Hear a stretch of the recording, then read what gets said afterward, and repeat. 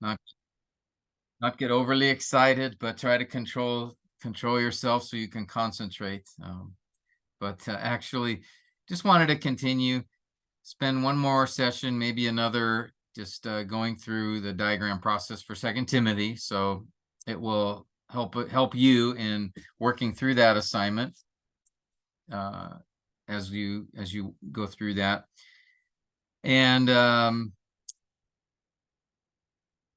then there'll be, after this assignment 5.12, which is diagramming the whole letter of Second Timothy, then you'll go on to focus attention on your specific passage for the word study and the textual observation for your passage, the consult resources, the same steps that we've been doing before. Okay, so with that, let's jump right in.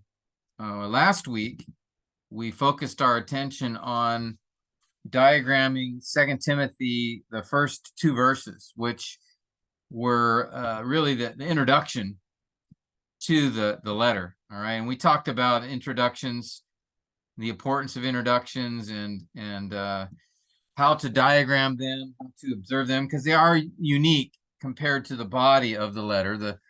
Of course, again, remember, epistles are laid out in a particular fashion where the epistle begins with an introduction, the author, the recipients, a greeting. And then with New Testament epistles, the author may add more information about himself or the recipients. Sometimes he'll expand on the greeting. But basically, the epistle begins with the introduction, usually one or two verses, sometimes a little longer. And then you have the body of the epistle. So that's where the main content, the focus, the key theme of the letter that's addressing a particular issue or concern or something related to the occasion for the letter. And then usually there's a conclusion within the epistles.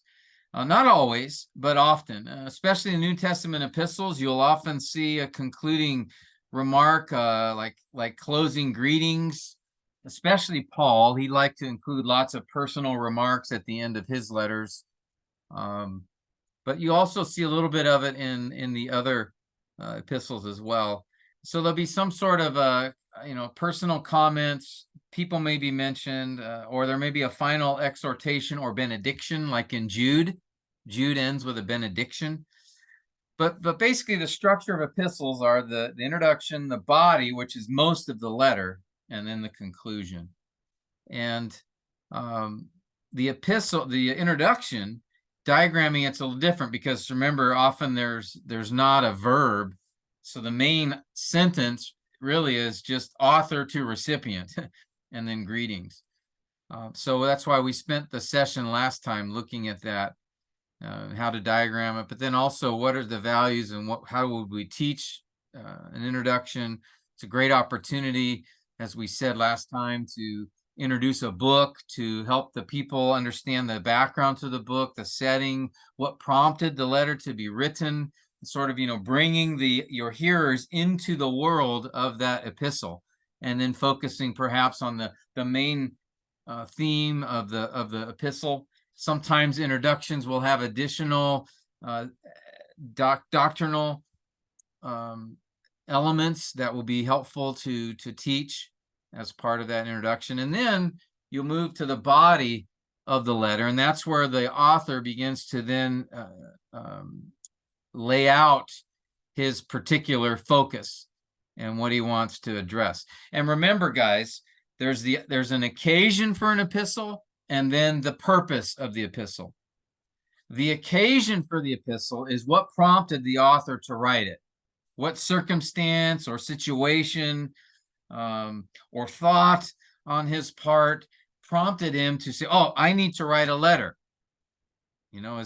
As Paul hears news from Epaphroditus regarding, Epaphras regarding Colossae, and he hears about what's going on in Colossae. He's prompted to write because he's concerned about the many false teachings that they are exposed to there. Judaizers and people caught up in philosophy and worldly philosophies and understand human wisdom, um, experiences. So there's all kinds of influences that he mentions in chapter 2 of the letter, and so he's concerned about that, and that's what prompts him to write Colossians. Okay, that's the occasion. Now, the purpose of Colossians, that would be the main message of the book that addresses the reason that he wrote it. Paul's concerned that he hears these different false teachings, that these teachings could distract them or tempt them to not focus on Jesus, on Christ. And so he writes them a letter to show them the preeminence, the glory of Christ, and not to abandon him for these other religions. And so that's what's laid out in the letter, is the I think preeminence and sufficiency of Christ. That's the theme of the letter. All right, that's the purpose of the letter. So the body of the letter in Colossians 1 verse 3 begins his addressing that particular theme. Okay, so as we begin the body of the letter, it's going to be more normal of how we will diagram. There will be the verbs and all of that, so we'll have the normal diagramming, but the introduction was just a little bit different. All right, so I just wanted to make sure we mentioned the distinction between introduction and the body of the letter. So this morning, what I'd like to do is move our attention to the next few verses in Timothy, beginning in verse 3, which is the beginning of the body of the epistle. And of course, we are still in the fourth step for the epistle here, where we're block diagramming, or structural diagramming, as it's been known in the past. And just remember the procedure for this. Again, it's first, you want to identify, the first step is identify the first independent clause that you see in the paragraph. Really, I guess before that is you identify the paragraphs of the letter. And so now when you're ready to diagram one of those paragraphs, you look for the first independent clause. Again, remember, independent clause gives a complete thought, right? The clause has a subject and a verb. A phrase does not have both a subject and a verb. And with the clause, we have clauses that are independent and clauses that are dependent. Independent clause gives complete thought, stands alone, does not modify anything else. That's the key. It's independent. Okay. A dependent clause does modify something else. It is a clause. That means there's a subject and a verb that modifies another word in a sentence. It can't stand alone. So, for example, an independent clause would be the pastor preached a sermon. Right? We have subject pastor, verb preached, object sermon. That stands alone. That's a complete statement. That's a complete thought. But if we were to have the clause when the pastor preached a sermon, okay, that does not stand by itself. That's dependent because of that word when. It tells us there's something else in the sentence that this is modifying, that this is connected to. All right. And so it is a clause because we have, again, the subject pastor, the verb preached, but that conjunction when connects it to something else. All right. So what we want to find in this first step is the first independent clause of the sentence. And then there may be more within the paragraph. And if you see them at the beginning, that's great. But if not, it's okay. We'll find them as we move through the rest of the phrases and clauses. But we got to at least find the first one. Often that comes near the beginning of the sentence, the paragraph, but not always. Paul is especially challenging at times with putting the first independent clause not at the beginning, but somewhere later. So often Paul will have these modifying phrases and clauses at the beginning. Probably one of the most famous examples is in Ephesians 2, when Paul says, you were dead in your trespasses and sins in which you formerly walked, right? You guys remember this passage?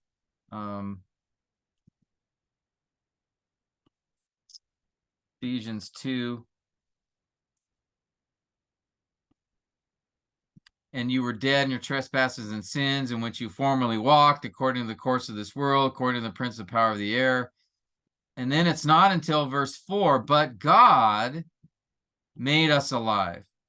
That's an independent clause that he's buried several verses into the paragraph.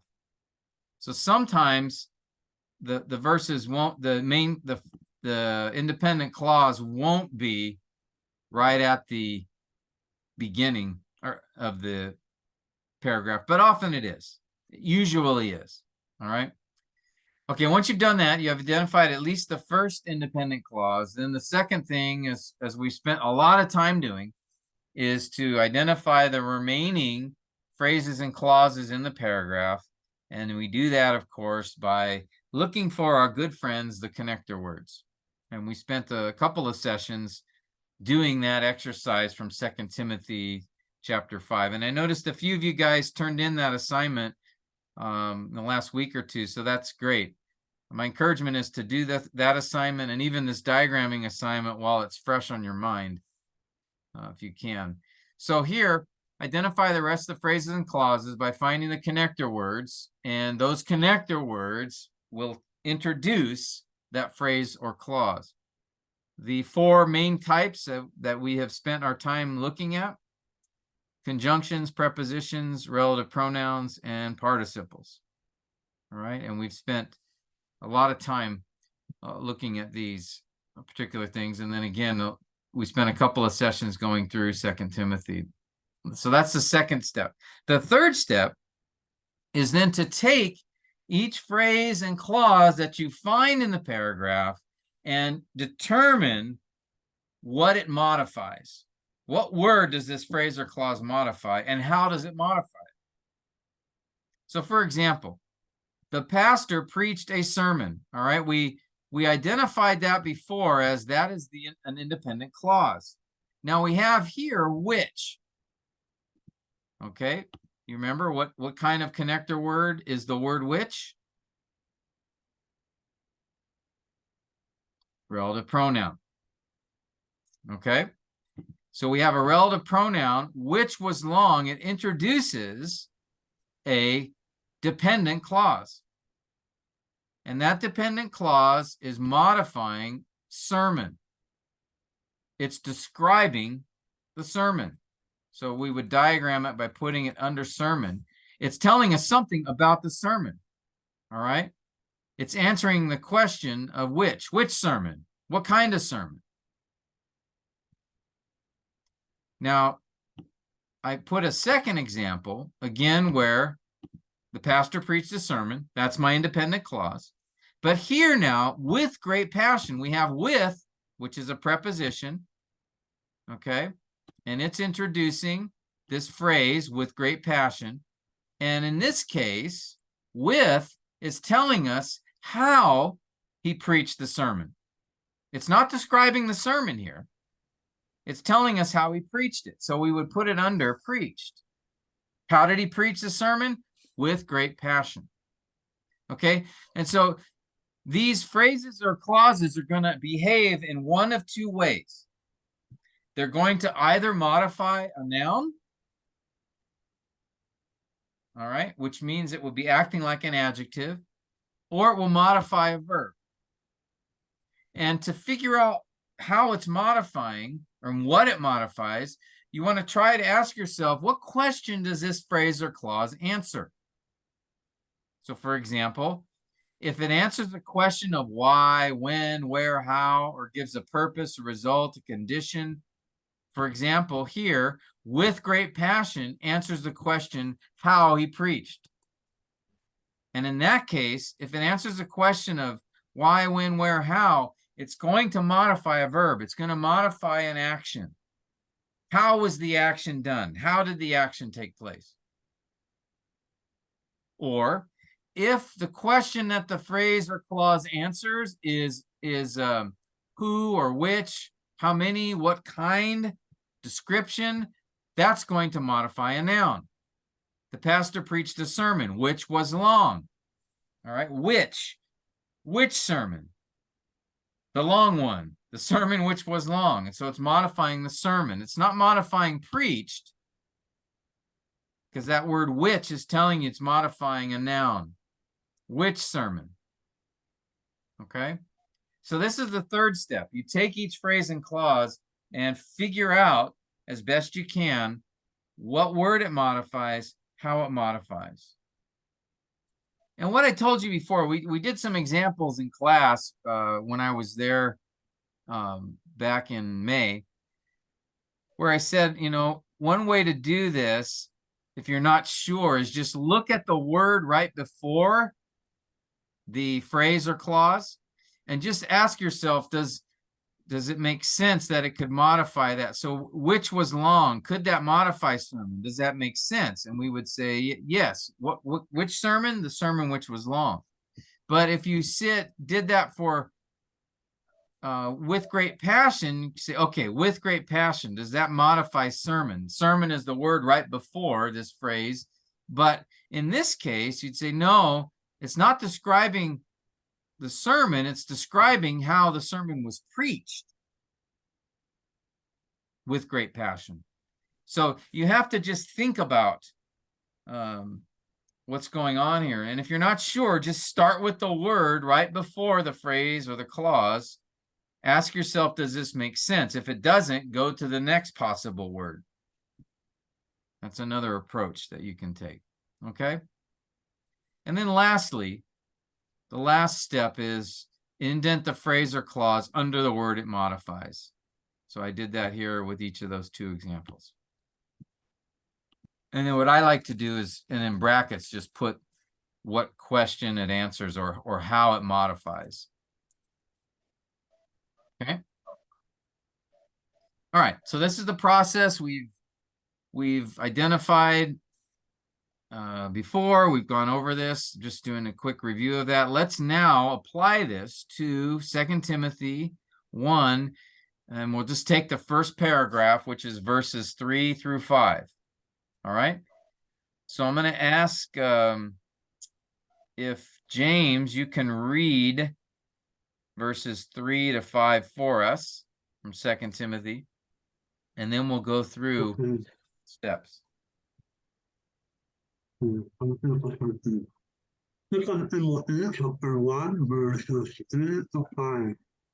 I am grateful to God whom I serve with a clear conscience, the way my forefathers did, as I anxiously remember you in my prayers night and day, longing to see you, having remembered your tears, so that I may be filled with joy, being reminded of the unhypocritical faith within you, which first dwelt in your grandmother Lois and your mother Eunice, and I am convinced that it is in you as well. Great, thank you. Okay, so let me ask you, James, we're going to identify the first independent clause here in the paragraph. And usually, again, it happens near the beginning or even sometimes at the beginning of the paragraph. What do you think the first independent clause we see here is? Any ideas? I am grateful to God. Yeah, I am grateful. And we could add to God if we wanted to there, but yeah, I am grateful is the subject I, the verb is am, and this is a verb of being. So grateful here is, remember we called it the subject complement. Okay, it's not the object. To God is a prepositional phrase that indicates where he's grateful. But we could add that just for this. So yeah, that's the first independent clause. So that's good. Now there may be others in the paragraph, but we'll just focus on the first one for now. Okay, and then what we want to do, and we've already done these verses before, is we want to, the next step, identify the connector words.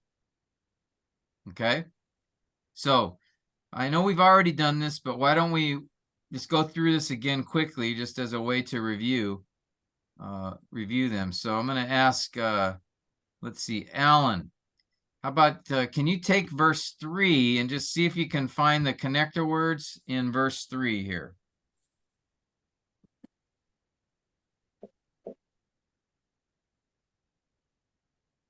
Connector word. Whom. Whom, yep. Relative pronoun.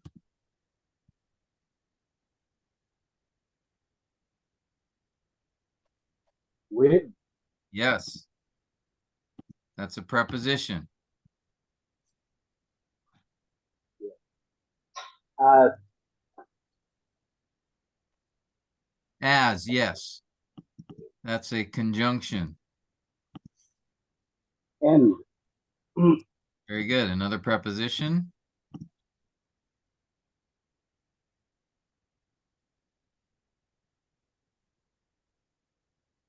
In. And. Yes. And another conjunction. It's coordinating. Okay, good. I think that's, oh, and then 2. All right. As to. Yes. Good.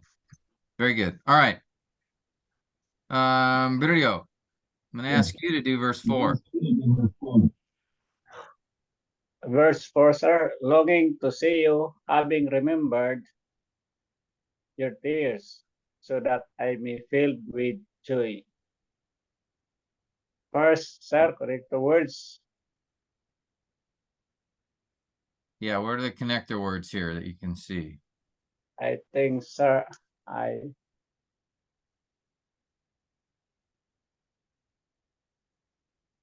so that, sir, so that. Yeah, so that's one. That's a subordinating conjunction. And with joy, with. Yep. Preposition. Good. I think, sir, having remembered, I try to meditate that. Yeah. Do you remember what that is? Yep. And also, I think, sir, what does long.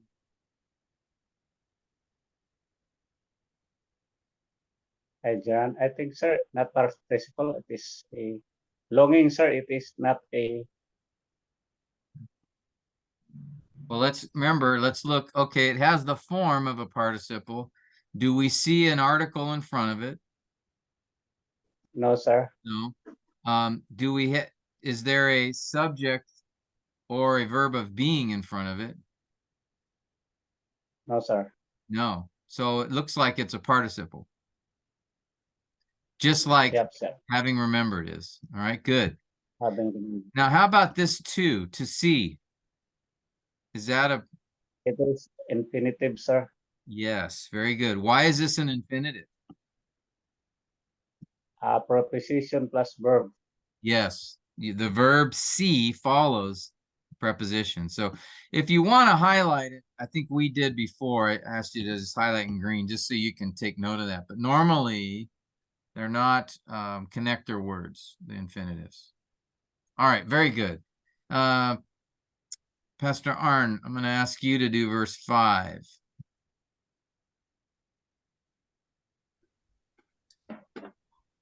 Verse 5, being reminded of the unhypocritical faith within you, which first dwelt in your grandmother Lois and your mother Eunice, and I am convinced that it is in you as well. The connector words is, how about being reminded, Pastor? Is that connector word? Yeah, you know what kind? PA. Out. PA. Yeah, you're right. Participle. Participle, yeah. There's no article. There's no verb of being in front of it. There is no subject that we can see. So yeah, being reminded. And then, Okay. Okay, anything else? Within, Yep, preposition. then which, Yeah, relative pronoun, very good. then in your grandmother. Another preposition. Okay. And Lois and your mother Eunice. Good. Coordinating conjunction. And then and again. Yes. Then in. Yes.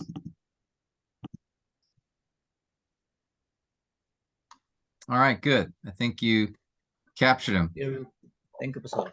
All right, very good. So again, if we did discuss this in more detail in an earlier session, a couple of sessions ago. So if you can go back to that video and get more details if you have any questions about this. We talked about these verses in a lot of detail, but yeah, here are connector words. And now what we want to do is taking this, we now break it into the phrases and clauses. And again, remember, the connector words are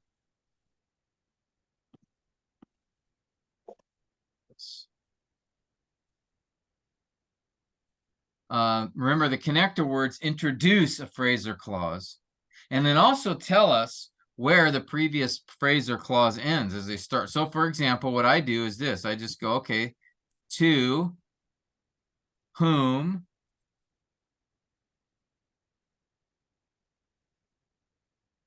and I just go through and at each connector word, and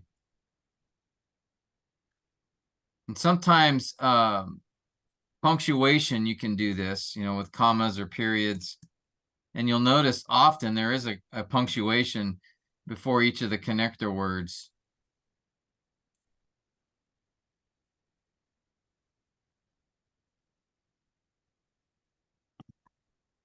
Okay, and so all I'm doing is just taking each one, and now I've got my phrases and clauses. Now, one thing that we did identify when we went over this passage together, looking at connector words, is, I don't know if you guys remember this, but this here we realized that in the Greek there was actually a connector word with a clear conscience, and we saw there was actually the word that you can translate as there.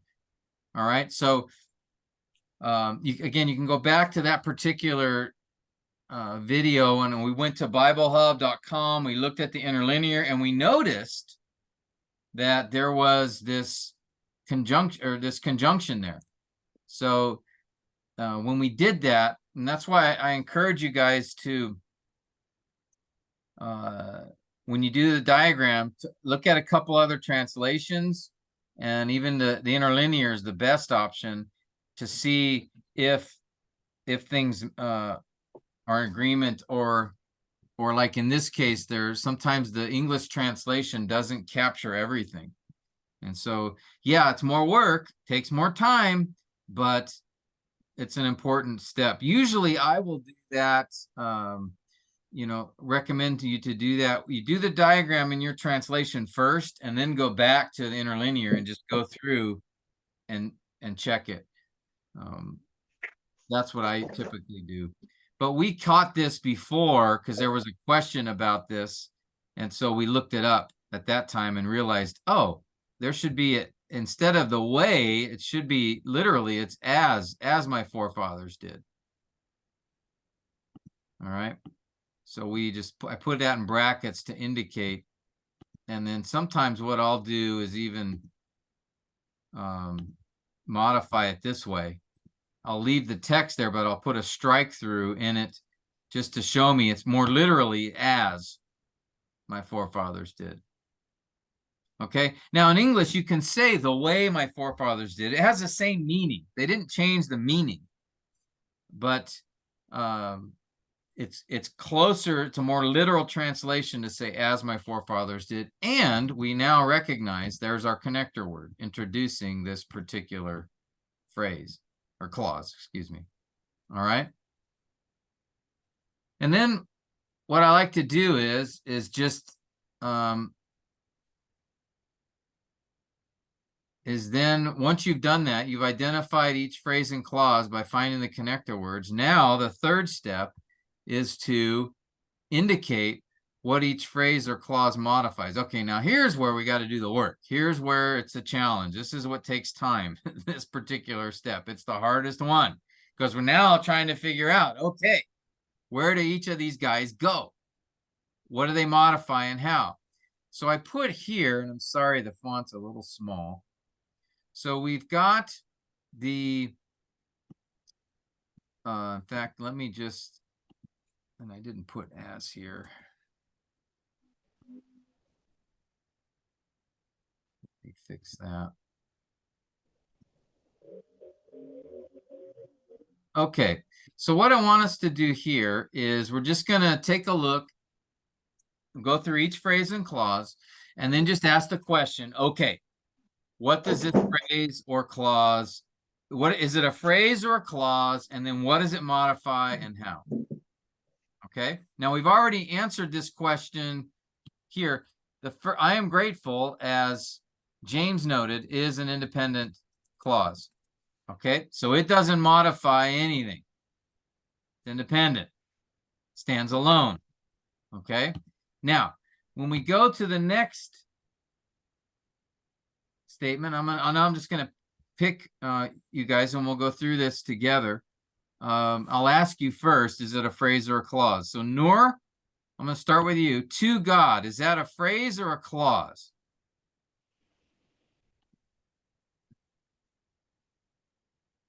The clause. Okay, remember, what does a clause contain? How do we define a clause? A verb, an object, or subject. Yes, has a subject and a verb. And in this case, a phrase does not have both a subject and a verb. So as we look at to God, is there a verb in that? No. No, so it has to be phrase. All right. Now, what does it modify and how? To God. Grateful. Okay, grateful is describing the subject I. Is to God describing grateful, or is it indicating where he is grateful? Oh. Or the direction of his gratitude? Yeah, because that word to God indicates a place or a direction. Like I threw the ball to James. So it's describing where the action is directed. Okay. So in this case, yeah, it's answering the question where. So it's going to modify a verb. Remember, if we go back to what I said earlier, if it answers the question where, why, how, or when, it's going to modify a verb. If it answers the question who, which, what kind, how many, it modifies a noun. So here, the only verb we have is am. So it has to modify am, and how it modifies is telling where. Okay, I don't know if this is all going to fit.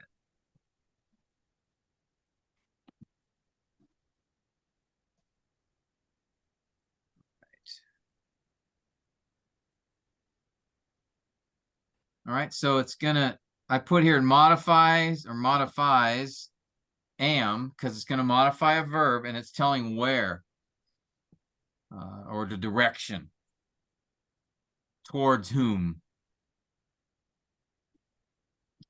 Okay.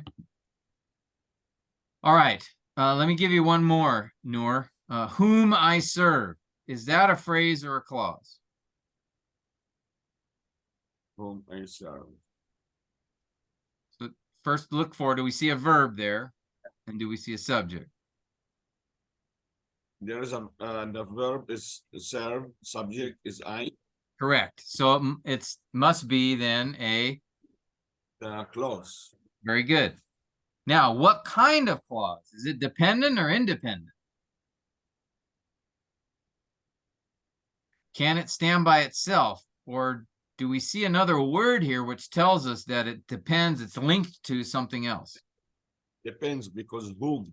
Yes, exactly.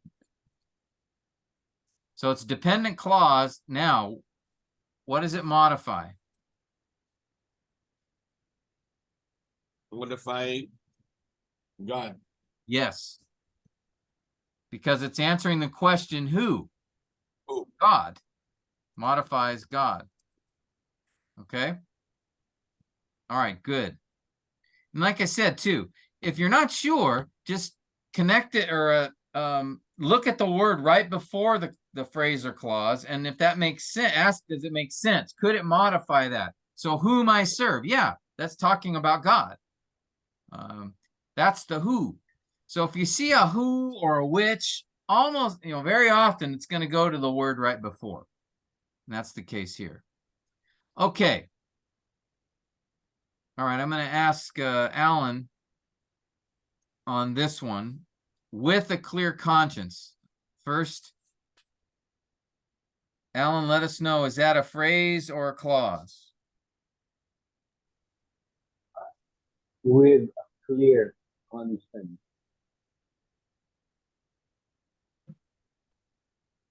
The phrase. Is that right? There's no verb, is there? Yeah. So we have a phrase here, all right? Now, the harder question is, what does it modify? And how? Serve. Okay, modifies serve. And how does it modify serve? What question does it answer? It answers the question how. Yes, excellent. How do I serve? With a clear conscience. It's describing the manner and the way that I serve. Okay. Excellent. All right, Alan, let me give you that tricky one we had where really it was as was in the more literal translation. First, we want to ask the question. So, as my forefathers did, is that a phrase or a clause? A clause. It is a clause. The verb is did, and forefathers is the subject. Now, what kind of clause is it? Is it independent or dependent? Dependent. It is dependent. Notice that as, introducing it. Okay. So, and now, what does it modify?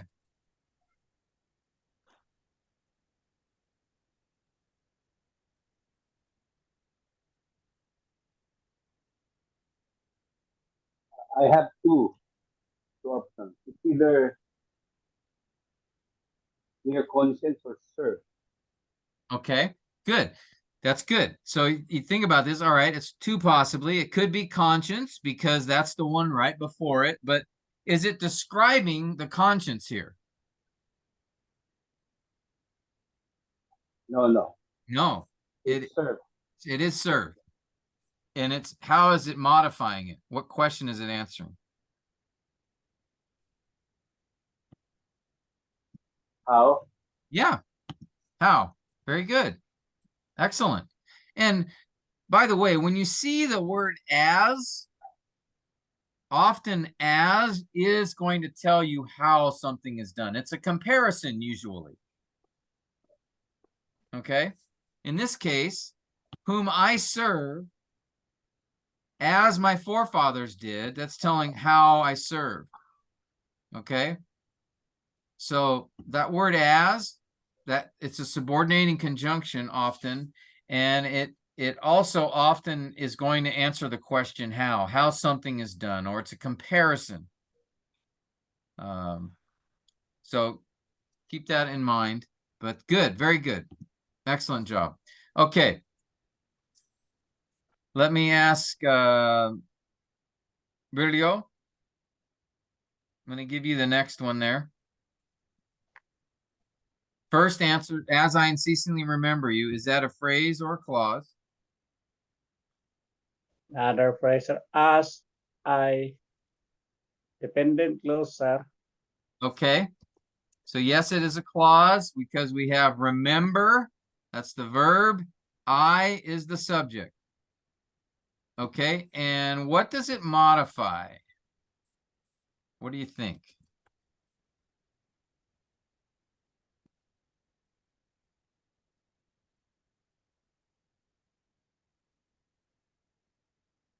This one's tough. Yep, yes, sir. Do you want your twin brother to answer it? I think, sir, the above line, sir, modifies I'm sorry, God, modify. sir, God, Sorry, I didn't hear you. Modifies. modifies God, sir, the above Okay. in yeah, So, but is it describing something about God? about prayer, sir. I remember Yes. as yes, sir. As I remember you. So he's saying in this case, he seems to be answering a question of when. He's doing something as I remember you. It's the idea, like,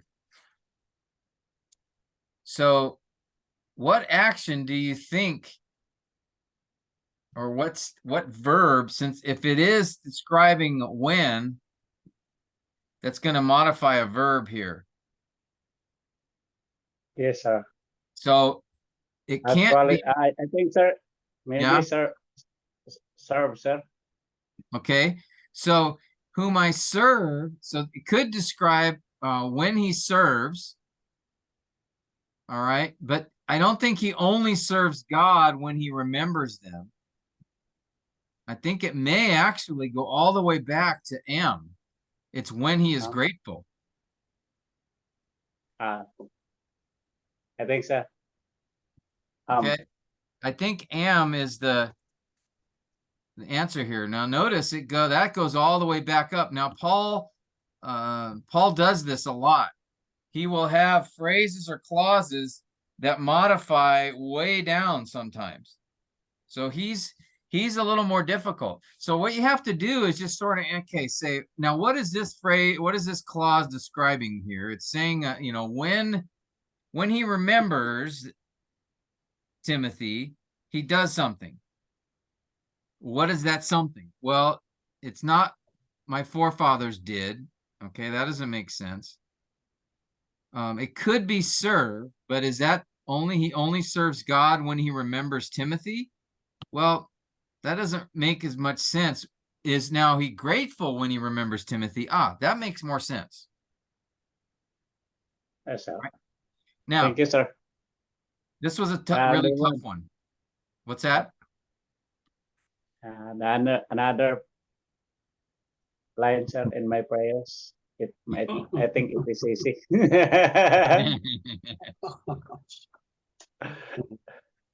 Yeah, this is with diagramming. There's two elements or aspects to it. One is the grammar side. What does the grammar allow? Okay.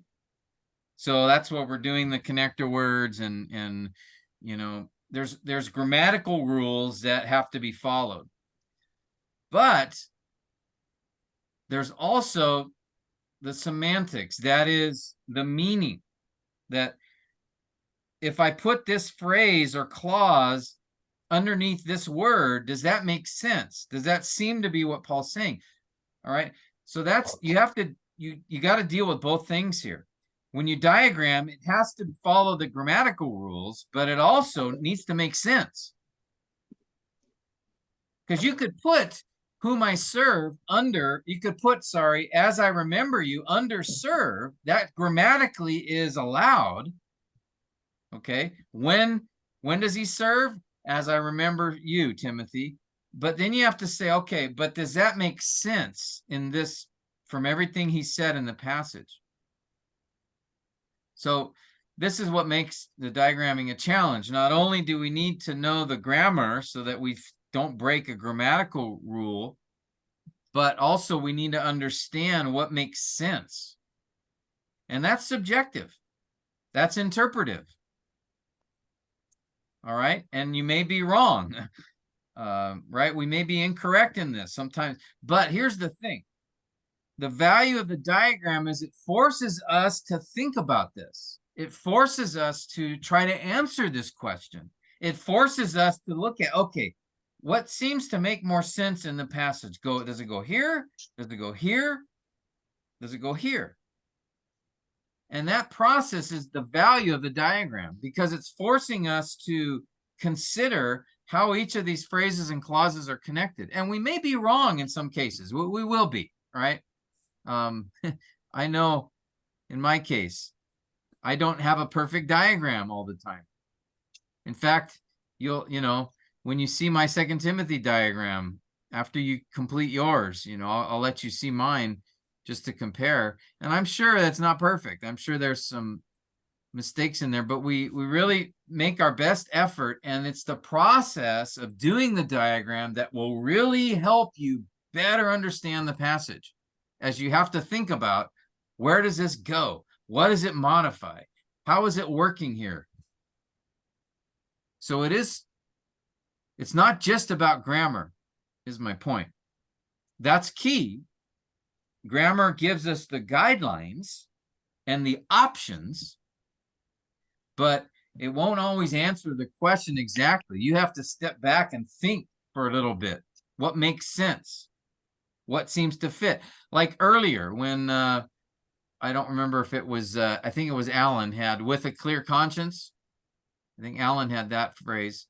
And so you have to think about, now it could go with different things, but you said, no, serve. Makes sense to go with serve because it's describing how he served. And I said, yeah, that makes sense. And it's grammatically allowed. All right. So this is what the process that you go through, and yeah, it takes time and effort, and you'll get better at it the more you do it. But really, it will really help you as you're forced to think about the text in a more specific way. And you're forced to ask yourself questions that you may not normally ask if you didn't do the diagram. You might just assume. Okay, so there's a lot of value. This step is the hardest step. It is probably the longest step in the process, but I think it's definitely one of the most valuable in helping us to better understand what the author's trying to say. Okay. And even if you get some of these wrong, and you put the phrase or clause in the wrong place, if you go through the passage and you can, if more often than not, you are putting it in the correct place, you're going to better understand the passage overall. And then often you may catch yourself later thinking, as you understand the passage better and you go back, you may catch like, oh, no, this phrase makes more sense going here, not where I have it. And what I recommend is you compare your diagram with someone else. That's why I'm going to send you mine after you've done yours, so you can go back and you can at least compare mine to what you have. And that'll make you think about the passage, maybe things you hadn't realized before, or other options. That happens to me all the time. I'll diagram something and then someone else will diagram it. I'll look at theirs and go, oh, I didn't think of that. And then, yeah, that's a good possibility. All right. So just because we're using grammar doesn't mean everything's going to be clearly and obvious. There's also that other aspect, is what makes sense in the context here. It's like word studies. It's almost the same thing. You can have a word and it can have, 4 or 5 or 6 definitions. But what definition makes the most sense here in this passage? Right? The context. We're back to that. It's the same with a block diagram. Grammatically, it could go to several different places in the passage, but which place makes the most sense when you look at the passage as a whole? And so here, as I constantly remember you, and the you there is Timothy, it makes the most sense that it goes with when Paul is saying, I am grateful when I remember you, Timothy. That makes the most sense in what has been said so far by Paul. Now, what can really make this a challenge is sometimes, and Paul does this in particular, but other authors do as well, sometimes he'll modify something later. So a phrase or clause that he uses actually is modifying something that comes after. But normally that happens at near the beginning of a paragraph, and normally that happens like it only modifies something right after, not way after. So if we come across something like that, I'll point this out. I don't think that's the case in this passage. Okay, I've said a lot. Are there any questions, comments about what we covered so far?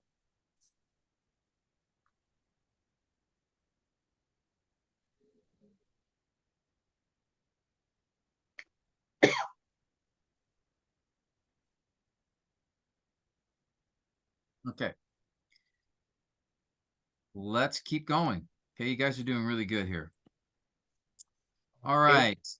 Oh, video? Yeah? I will continue, sir. The is one. Yes, go ahead.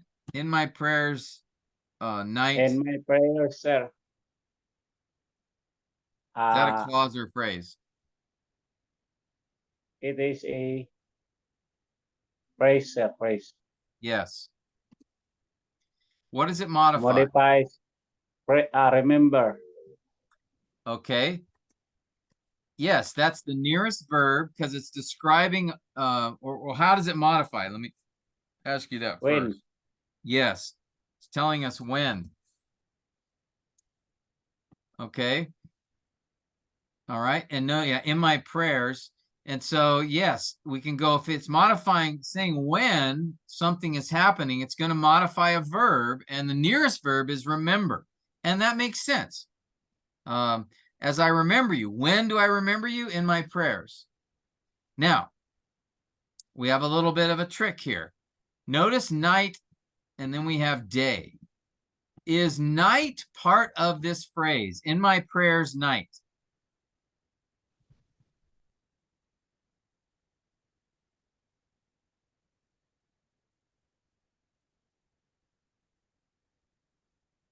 What your question, sir? Does the word night go in this phrase, in my prayers, night? Is it part of that phrase, in my prayers? Night and day, sir. It is one idea. Yes. It actually should go. This is one of those situations where we have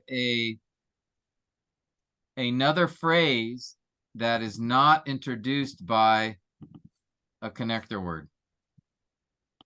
You will see this sometimes. Normally, the translation will help us by putting a comma in, but they didn't do it this time. So that word night actually does not go with prayers, my prayers, night. Okay, it's a separate phrase.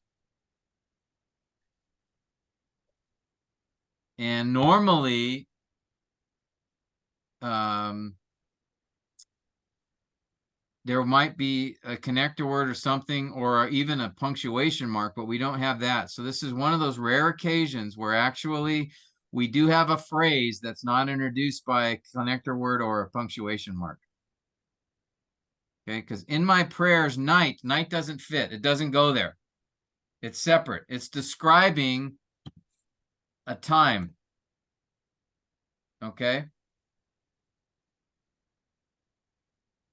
It'd be like saying, in my prayers, noon. Okay, well, noon is a time, but it doesn't go in that same phrase. It's modifying something. I mean, he should say at noon. That would make it more clear, wouldn't it? Or if he had said, in my prayers during night and day, or in the night and day, or something like that. But he doesn't do that. He just says night and day. Sometimes we will have phrases that are not introduced by connector words or punctuation. Okay, and if you don't catch that, that's okay. I mean, it's this is a more subtle occurrence here, not common. So when we look at the word night and even the word day, what does that describe?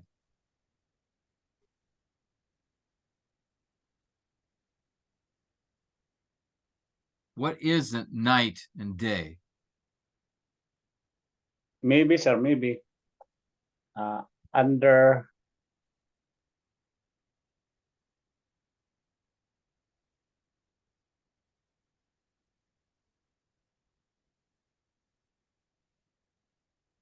When I say night or day, what am I telling you? prayer, sir. Okay, is it describing the prayers, or is it describing when he remembers them? There is yes, sir. There is a possibility remembers also. Yeah, because night and day is a time, right? It's a when, Yeah. right? Morning, night, day, noon. Those are all describing a time of day, a part of the day.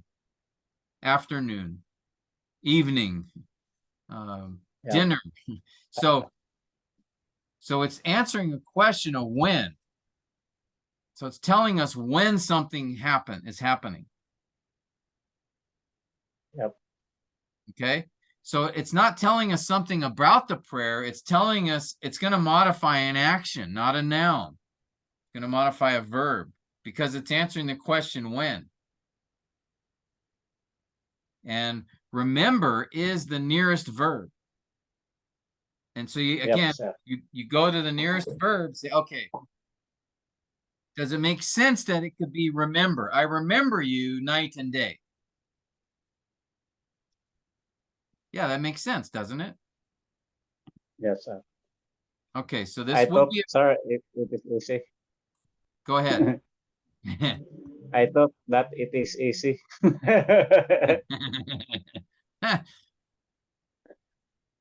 So this would be a phrase, right? Because there is no verb, and Yes. it modifies remember, Remember telling us when. when. All right, and the same with day, night and day. The and is connecting the night and the day together. All right. So Yep. in this case, yeah, I think it goes under remember. And notice here, by the way, guys, night and day, that's a merism. You remember, that's a poetic device. It's a way to, he's not literally remembering Timothy every second of every hour of every day, right? But when he says night and day, it's a poetic way, a figurative way of indicating emphasis, a lot. You're in my prayers a lot. I remember you a lot. Okay, so that's just an example here where you will see figurative language or figures of speech used even in the epistles. Paul likes to do this. He uses a lot of this, figures of speech. I noticed this a lot in his writings. Night and day here is a merism. It's remember the two opposites. A merism is identifying two opposites to indicate like the totality or the immensity or the degree of a thing. So when Paul says, I remember you night and day, it's just he's emphasizing that he remembers Timothy a lot. Okay, so both of these I would put under remember. Questions about that? Okay, sir. Thank you. All right. Good, Brio. Those were some challenging ones. Okay, Arn, I'm gonna give you the next couple here. Longing to see you. First, let us know, is this a phrase or a clause? It is a close, Pastor, because there There is a is it a verb. close. Yes, close. Well, there's a Uh, verb, but is there a subject? y- There's no subject here. Yeah, So it's but there is not a a verb, clause. All right. not a It looks clause. like it, but remember, it has to have a subject and a verb. Okay, Okay. In this case, it has the verb, but it doesn't have the subject. So it is a phrase in this case, because there's no subject here. Now, what do you think it modifies? I believe it is modifying longing to see you. Yeah, what is longing to see you modifying, you think? Modifies verb of being Pastor. I am longing to see you. Oh, okay. You think it goes back up to here? Verse 3. Yes, Pastor. Okay. It could. Yeah, it could go back to that. While he is grateful, he also longs to see now this would be like we call this a concurrent action. Okay. So for example, be an example.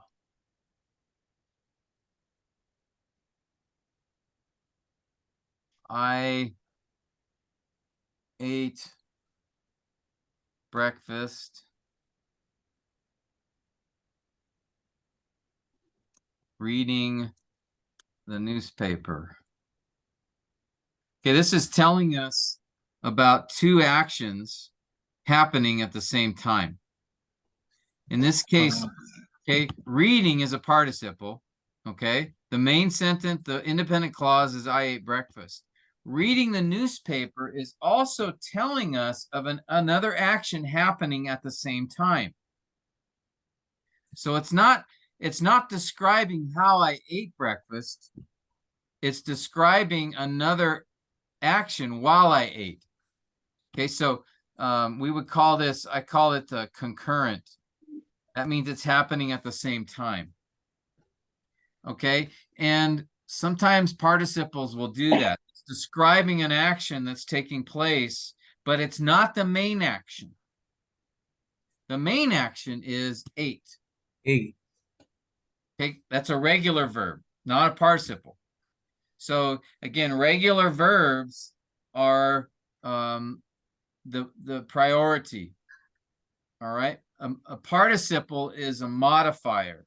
It's subordinate. It comes under. So in this case, what I'm doing in this sentence is I'm telling you two actions are happening. One is I ate breakfast, but the second action, reading the newspaper, that's something else that was happening while I ate breakfast. But I put it as a participle to tell you it's not as important as I ate breakfast. Now, if I had said I ate breakfast and I read the newspaper, okay, now I've given you two equally important actions. Okay, because notice I changed the verb. It's not a participle in this second example. It's a regular verb. So these are two parallel thoughts. I ate breakfast, I read the newspaper. But in this sentence, I ate breakfast reading the newspaper. That reading the newspaper is an action I'm telling you about, but it's not as important an action as I ate breakfast. Does that make sense? yes. Yes, sir. Thank you, Pastor. So this is But I important because want to clarify, sir. So go ahead, Brito. So- What's that? I want to clarify the principle of proximity. The word remember, sir, there is a possibility that he modifies remember. Yes, that's another option. I was going to mention that as well. So there's two possibilities here, actually. All right. I'll get to that in a minute, Brito. That's a good observation that I want to comment on. But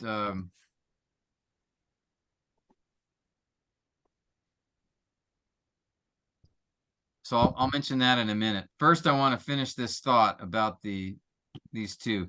The reason this is important, the reason I'm bringing this up is, again, if you were, preaching or teaching this statement, I ate breakfast reading the newspaper, you would not have two outline points. You would have one.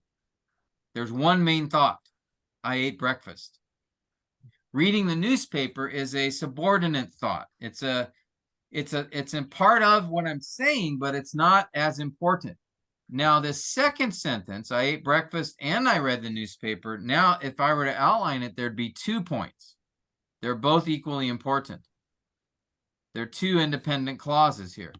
I ate breakfast. That's my first point. I read the newspaper. That's my second point. But in this first sentence here, I ate breakfast is my one main point. Reading the newspaper is another activity that was taking place, but it's not a main idea. So when you're preaching through a passage, you got to keep that in mind. Participles don't express main ideas, they are supporting ideas. So, the classic example we've used in the past is the Great Commission, right? Make disciples. And Jesus said, make disciples of all the nations, baptizing them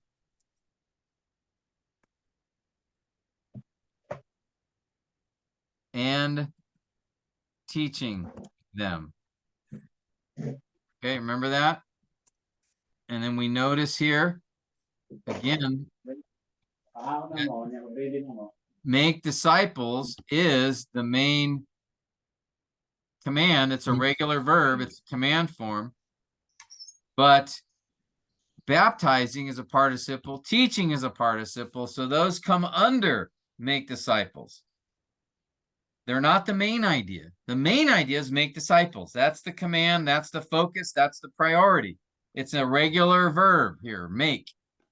But baptizing and teaching, those are participles. So those are important, but they support the command. They tell us how to carry out the command. 1, by baptizing, 2, by teaching. But we don't make baptize and teach as the main idea. Make disciples is the main idea. Now, if Jesus had said, make disciples and baptize and teach, if he had used regular verbs, then yes, okay, we would have 3 equal points. If he had used regular verbs, but he didn't. He used participles to indicate they are subordinate, they come under, they support, they modify. Okay, so that's why you want to pay attention to this. And notice participles, again, always modify. Participles do not stand alone. They're not a regular verb, so they're not going to be a clause. Okay, and they're going to support something else. Now, am was one option mentioned, and that's a possibility. I am grateful, and as I'm grateful, I long to see you. Another possibility is, as Brito mentioned, it may go to remember. As I unceasingly remember you, and while I remember you, I'm longing to see you. Those two are possible. Again, grammatically, both are options. Then you have to think about, okay, which one makes more sense? Remember is a closer verb, so that gives more support to this. Paul could have said longing to see you earlier. I am grateful to God, longing to see you. He didn't. He used it down here. So it may be, and I think I put remember as more likely. But it could go back to am grateful. All right, and you'll have to study the passage a little more and think about the whole paragraph and think, okay, what would make more sense here? Okay. Thank you, Pastor. All right, so good observation, both of you guys. I think both of these are possibilities. All right. Okay. Any questions on any of this before we look at the next phrase? It takes time to analyze the sentence, Pastor.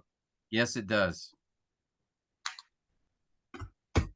Yeah, this is definitely the more involved step in this process. Okay, well, we've got another participle in front of us that we have to consider. Having remembered your tears. Arn, what do you think about that one? Is a praise because don't have a subject, Pastor? Yeah, it is a phrase. Very good. There's no regular verb or subject. There's a participle here. Now, what does it modify? Yeah. Yeah. Thank Okay. you, Lord. First, yeah. Help me, Jesus. What does this mean? Let us now go into prayer and fasting. And actually, you do need to be praying a lot in these diagrams, don't we? As we approach them. But think about, okay, well, all right, it's not modifying you.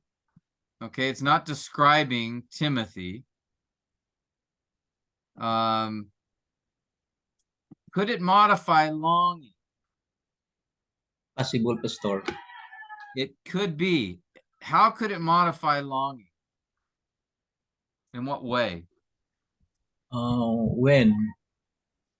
Okay, when or why? Why? Longing to see you, and it could indicate a reason, having remembered your tears. Okay, so here's some possibilities. It could go back further, but it makes sense that it goes with longing to see you, because if he remembers Timothy's tears, that would be a motivation for Paul to want to see Timothy, right? Right. So it makes sense, like Bradio mentioned, try what's closest to it and see if it makes sense. Now, here's a situation, guys, where we do have participles can be modified by other phrases or clauses, even if they're not a regular verb. Because remember, participles are verbals. They have some characteristics of a verb, but they're not a regular verb. But they can be modified. And in this case, I think that is what's happening. Having remembered modifies longing, and it's telling us why. Why he's longing to see Timothy, because he remembered Timothy's tears. All right. Thank you, Pastor. All right, good. That's a tough one. Okay, well, given the time remaining here, I think I'll just help you with the next ones here. Maybe we'll try to do it a little more quickly. We'll just do one more at a time. So that I may be filled. Remember the word? Yeah, you want to try it, Arn? I thought my continuation. Yeah, go ahead. Go ahead. So that I may be filled is dependent clause. Okay, how do you know? It is a clause. Maybe filled is the verb. I is the subject. How do you know it's dependent? because there is a phrase before the subject, before the sentence. Yeah, so that is a conjunction. It's so it it doesn't stand alone here. So it's modifying something else. Now, what do you think it's modifying?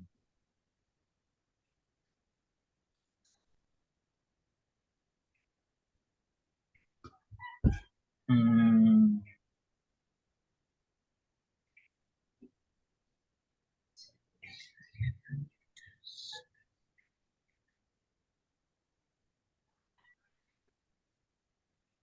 And then just go back, having remembered your tears, would it make sense? Having Would make remembered, sense. Longing to see you so that I may be filled. Does that make sense?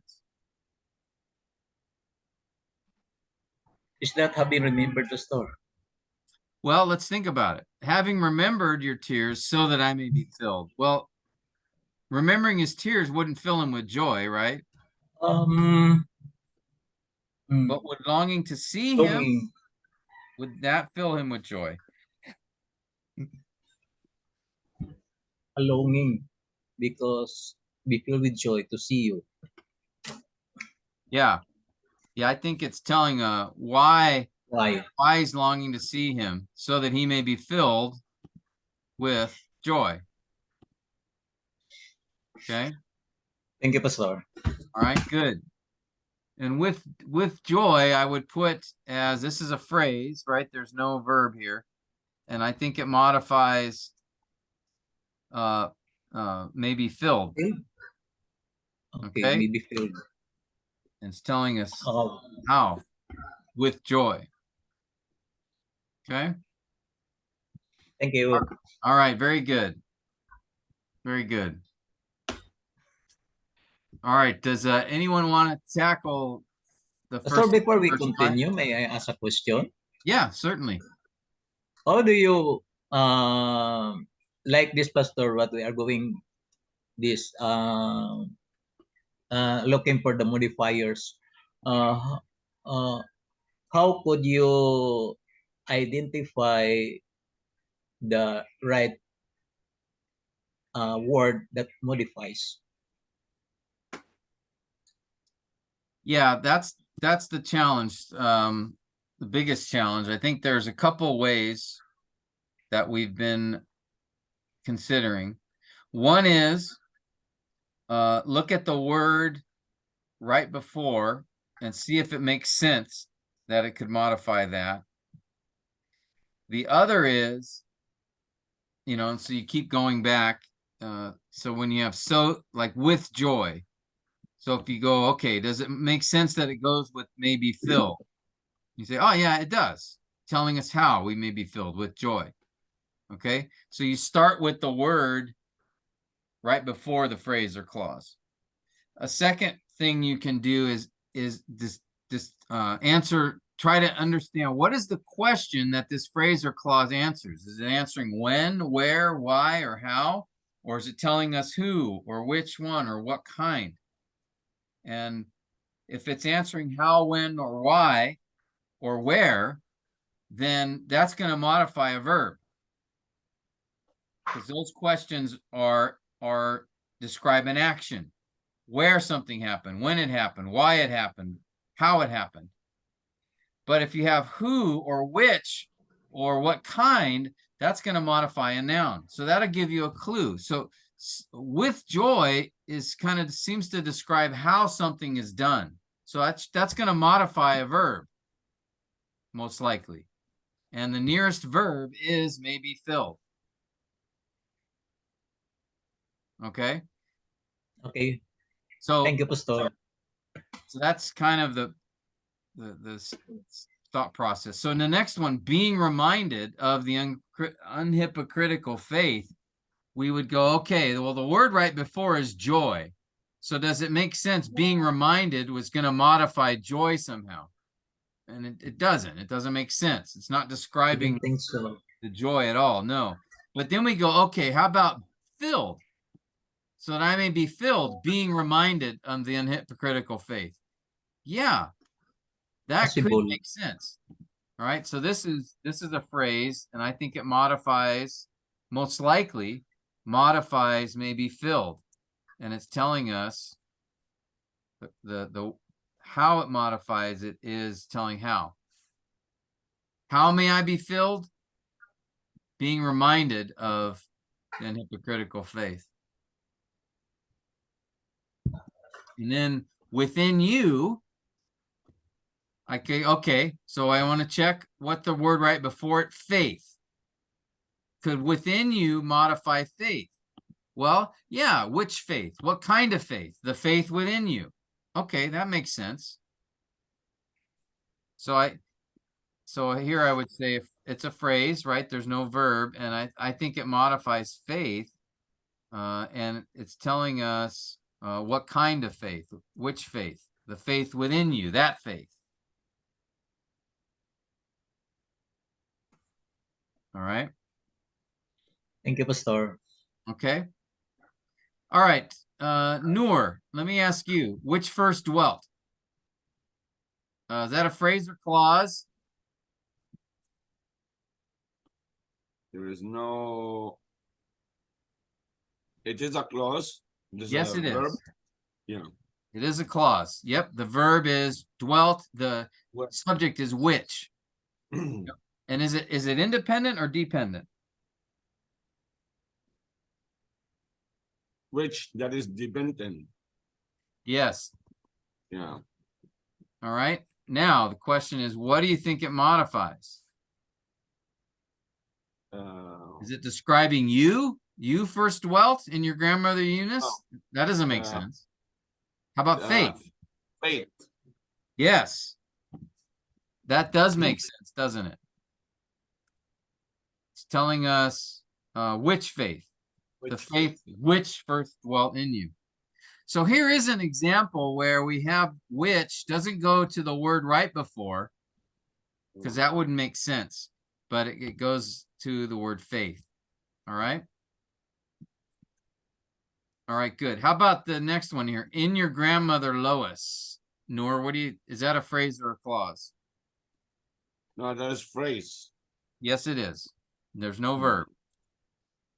Now the question is, what does it modify? The faith again. Okay. Dwell. Yeah, it's dwelt. Yeah, Yeah. again, go with the first word before, see if that makes sense. Which first dwelt, and then how does it modify it? Where? Yeah, excellent. It's telling us where that faith dwelt. The first dwelt in your grandmother. And we can do the second. This is the same thing. It's a phrase. Okay. As well, modifies dwelt again, because notice it is connected by that word and. Yeah. So it's your grandmother Lois and your mother Eunice. All right. And both of those are telling us where the faith dwelt. Okay. And I'm convinced.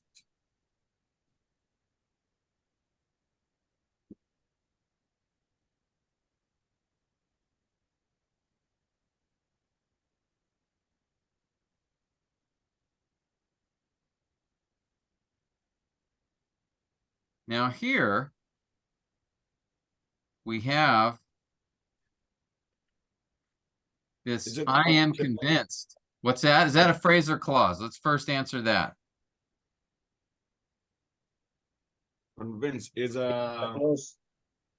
Oh, sorry. Yeah, it is a clause, right? So let's first answer that, because it's got a verb, I am convinced, and then I is the subject. Now the question is this independent or dependent?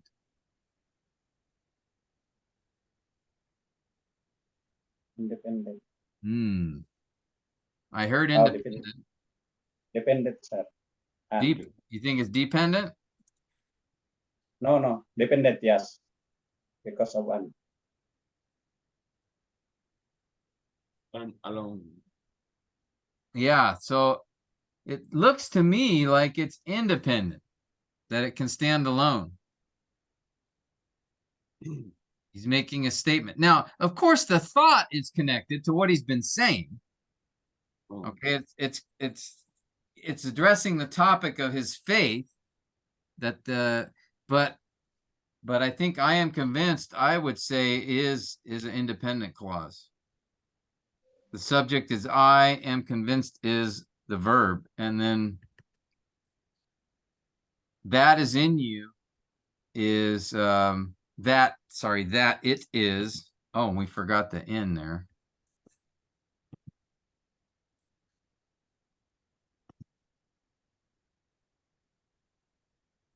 This is a little more tricky. This is the object of am convinced. Remember, I told you that has some different functions, and here I think it's introducing the object of the verb. I'm convinced that it is in you as well, and in you as well is also a phrase, and it's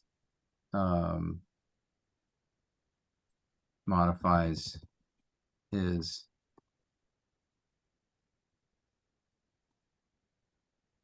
Okay, well, we're almost out of time. So what's that? Excuse me, sir. I have a question. Yeah. Where is the continuity of the word answer? Because we are to trace the equal weight of that sentence. Because if and it is a dependent clause, then where is equal weight of that verse? Okay, About? good question. Let's do the diagram, and I think I'll show you. Now we're going to put every phrase and clause under the word it modifies that we've identified here, okay? And then I think I'll show you as we do that. So here, this is what we had. So we had I am, all right, and where I am grateful. Let's see, what is this? To God whom I serve, so that's modifying God. With a clear conscience, that's how I serve. Okay. And as my forefathers did.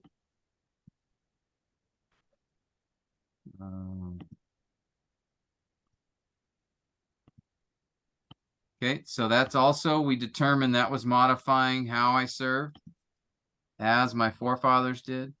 As I unceasingly remember, and here is where we said I am grateful. So it goes to am. And we said it was a concurrent action, I believe. Is that what we said up here? As I unceasingly remember. Yeah, or telling when, sorry, when. When I am grateful. And then in my prayers, we said that modifies remember. It's telling us when I remember. Let's get these over here, get them out of the way.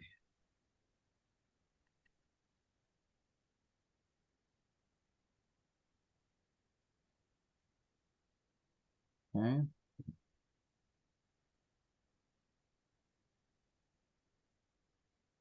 All right, night. We said that also went with when. When I remember. Okay. And day.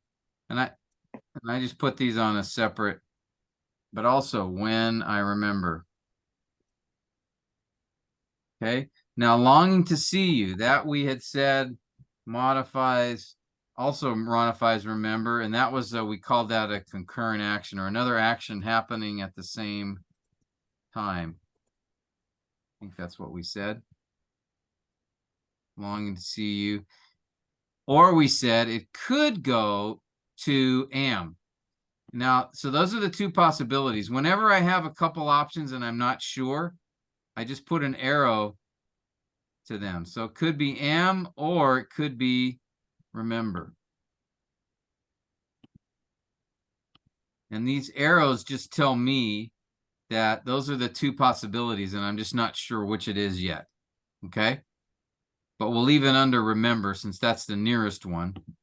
Okay, having remembered, we say that's modifying longing, and it's telling us why. Why he's longing. So that I may be filled. Same thing, also modifies longing. And whenever I have conjunctions, I put the conjunctions on a separate line. So it's indicating modifying longing.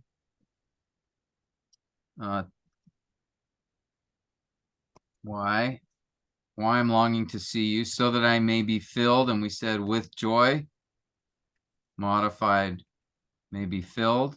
That's telling us how. Being reminded. And we said that being reminded also modified filled. I don't have enough space there. Okay, we said it. Being reminded, modified may be filled, and telling us how. Oops. Let's see, do I have space? Oh, yes, I do. Okay. Okay, now we have the challenge here because I'm running out of space. So, because this one we said within you modified the faith, right? So sometimes what you can do is this. If you run out of room on your diagram, you can always insert arrows, okay, and just put an arrow here, okay, because that's modifying faith, but I don't have room to put it all the way over here, so I just do this. So that's modifying faith, and you could put over here, which faith? The faith within you, that faith. And then again, which first dwelt also modifies faith. So which faith? In your grandmother, that's where it dwelt. Okay. Where dwelt. And your mother, Eunice, also modifies where dwelt. Okay, now, so this is all just what we did up here. I'm just putting the phrase or clause under the word that we said it modifies. And then in the brackets, I'm putting how it modifies. Now, and I'm convinced. So we said this looks like an independent clause, which means it's all the way to the left. Okay. Then So my question, sir, where is equal with, because using an it's equal with I am grateful. equal with I am grateful. Thank you, sir. At least I trace that the first independent clause is I am Yeah. grateful. Because Yeah. if this is an independent clause, it has to be connected to another independent clause because of the word and. Yeah. That's what, Because of answer. yeah, that's what Brilio's saying, and he's right. So you have to say, okay, well, if this is independent, then it must be connected to another independent clause. And so I am grateful is the other independent clause. I'll highlight it in green. I am grateful and I am convinced. From that, sir, we have two subpoints, We have two outline points. Yes. outline points. The first is Paul's gratitude towards Timothy, and then he describes, as he prays for Timothy. And then the second one is Paul's convinced of Timothy's faith. Now, again, he didn't use participle here. He didn't use, so you have to say, if this is dependent, if you say, well, I don't know if it's independent, maybe it's dependent. Well, then you have to find another dependent clause that it goes with. Which first dwelt. Okay, that's dependent. And I'm convinced if we say, well, it's dependent, then, well, the other dependent clause is which first dwelt, but that doesn't make sense. He doesn't say and which I'm convinced or something. He just says, and I am convinced. So it doesn't really match the grammatical structure of which first dwelt. All right. Or you could go back to, so I may be filled. Okay, that also is a dependent clause, but I may be filled and I am convinced, so that I am convinced. That doesn't make sense either. So if you say, no, it's under so that I am may be filled and so that I am convinced. No, that doesn't make sense. That's why I think it's independent. Because the other, I'll highlight the dependent clauses in yellow here. All right.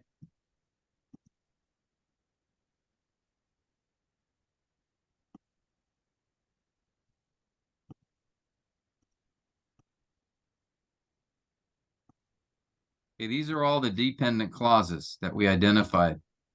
Okay. So you have to say, all right, and I am convinced. That and means this is a clause, okay? I'm convinced is a clause, so it has to go to another clause, right? That's the definition of a coordinating conjunction. It connects two grammatically equal ideas. So if I have a clause, or if I have and then followed by a clause, that clause has to go to another clause. Okay, that's the grammatical rule. So then you go, okay, which clause makes sense? And you go to which first? Well, so the ones in yellow, none of them make sense. They're not matched grammatically. So I think it goes all the way back to I am grateful. It's a very similar grammatical structure, right? I am grateful, I am convinced. Those are almost parallel ideas as well. So I think it matches the independent clause, I am grateful. That's why I put it there, because it didn't seem to go with any of the dependent clauses. Okay? So that's why I did it this way. Is I just go through, say, okay, I know it's a clause. Okay. I am convinced, subject and verb.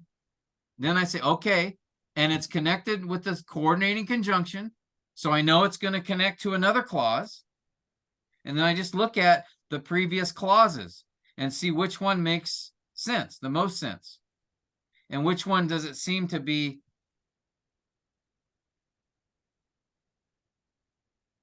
connected to. And that's why the ones in yellow are the other dependent clauses in the passage, and it doesn't seem to go match with any of those, but it does seem to match with I am grateful. I am grateful and I am convinced. Okay, so that's how I arrived at that. Now, we didn't see I am convinced as an independent clause at the beginning of this. All right, that's something we figured out as we went through the passage. And that's why I said, just find the first independent clause, and then if there's any other ones, they'll come out as you examine the text. But is there any questions on that? Bridio, does that answer your question? Thank you, sir. Thank you. Meaning, Pastor, there are 2 points. Yes. Yeah, so if you were teaching verses 3 to 5, you would have 2 points here. Now, obviously, the first point has a lot more here. And the second point really it's connected to the first because he mentions this faith in the first point. So this is a little unique in that regard. But he's describing this faith, but he's describing what he thinks about Timothy in this independent clause. So he's grateful for Timothy and he's convinced of Timothy's faith. Those are the 2 points. Now, the first point has much more, you'll have some subpoints here. I'm grateful to God as I remember you, right? When I remember you, all of this has a lot of substructure here to consider. At least we can see the 2 main ideas that Paul presents in the text.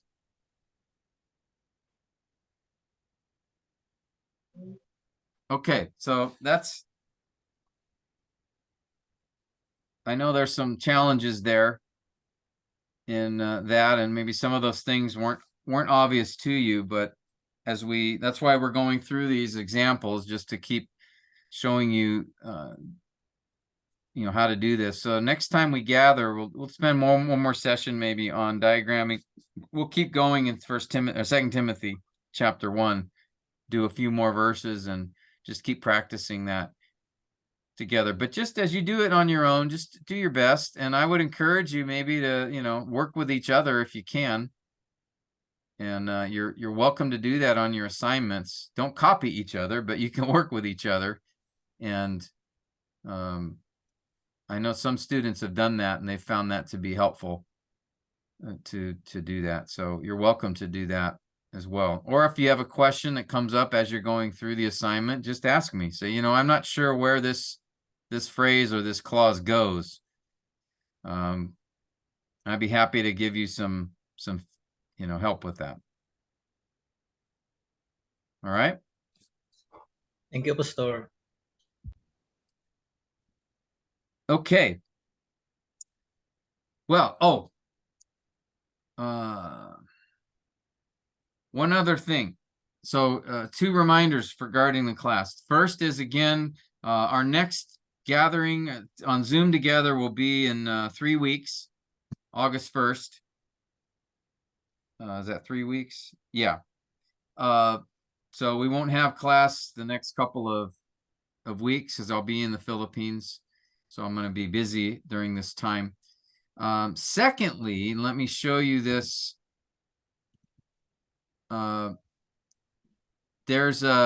Remember we started last module 5,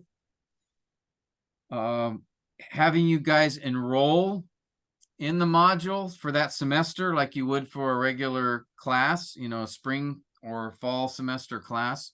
So you're going to need to do that again for module 6. This is different than Canvas. You've already enrolled in been registered in Canvas. This is the enrollment for the class for the next module 6, which will be happening in the fall. Okay, so I'm going to send you, here's a link. You've already done this once. We did this, actually, many of you, we did this together when we were together in May. But here,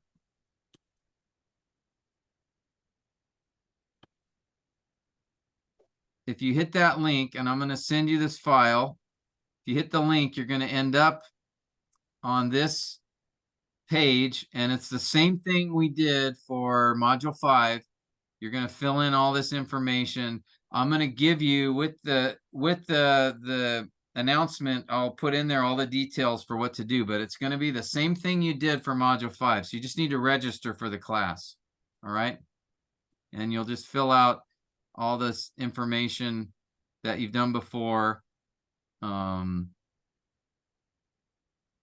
Okay, so we need that for the TEA. It's requiring that for the class. So you'll go through, and again, I have all the details, the directions, what to fill out as you do that. So please try to do that. I'll send it to you on the Facebook message group. Try to fill this form out. When you get to, so this will be for, man, where did it go?